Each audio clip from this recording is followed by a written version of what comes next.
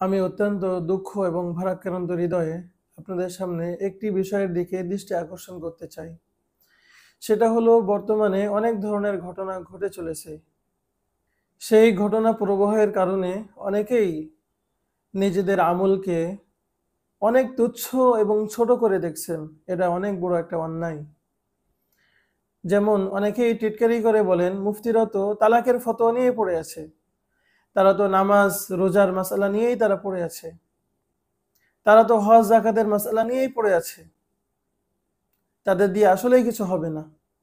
আবার কোনো একটা ঘটনা ঘটলে অনেকেই উপহাস করে বলেন যে, মুফতি সাহেব এই বিষয়ে ফতোয়া কোথায়? আসলে এটা আমাদের সংশোধন হওয়া উচিত। এটা আমাদের মনে রাখা উচিত, ব্যক্তিগত আমল এটা সব থেকে আগে, এরপরে আগে ব্যক্তি গঠন, এরপরে সমাজ গঠন, রাষ্ট্র গঠন, এটা ধাপে ধাপে হবে। কিন্তু আমরা অনেকেই মনে করি আগে রাষ্ট্র, এরপরে ধাপে ধাপে মানুষের ব্যক্তি পর্যায়ে আসবে। না, বিষয়টা এরকম না। যে মুফতি সাহেব তালাকের ফতোয়া দিচ্ছেন, আপনারা বলেন তো তালাকের ফতোয়ার কি কোনো প্রয়োজন নাই? তালাকের ফতোয়া এটা কি ছোট কোনো বিষয়? কখনো এটা ছোট কোনো বিষয় না।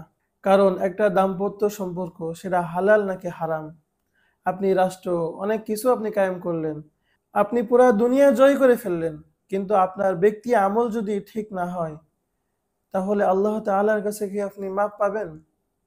আপনি অনেক কিছুই করেছেন দিনের জন্য, অনেক আন্দোলন করেছেন, অনেক রক্ত আপনি ঝরিয়েছেন, কিন্তু আপনি যদি এই দাম্পত্য সম্পর্ক আপনার হারাম হয়, তাহলে কি আপনি আল্লাহ তাআলার কাছে মাফ পাবেন?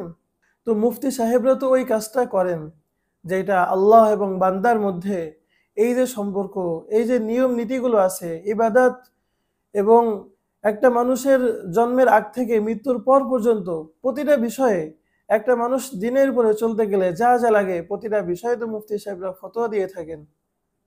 তার একটা অংশ হলো তালাকের বিষয়ে ফতোয়া প্রদান করা। তো এইটাকে তাচ্ছিল্য করা, দেখেন দিনের কোনো একটা ছোট্ট সুন্নত সেটা মুস্তাহাব হতে পারে, কোনো কতই একেবারে নিশ্চিত মুস্তাহাবকে কেউ যদি তাচ্ছিল্য করে, তাহলে কিন্তু তার ঈমান নিয়ে সমস্যা তৈরি হতে পারে। আর সেখানে ইসলামের অনেক বড় একটা বিধান, তালাককে নিয়ে যদি কেউ উপহাস করেন, অনেকে উপহাস করে বলেন হায়েজ নিফাসের মাসালা নিয়ে পড়ে আছে।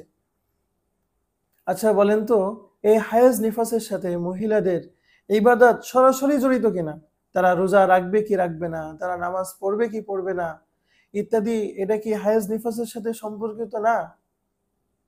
ব্যক্তি আমল কি অনেক ছোট হয়ে গেল? আল্লাহ তাআলা আমাদেরকে সহিহ বুঝার তৌফিক দান করেন। আল্লাহ তাআলা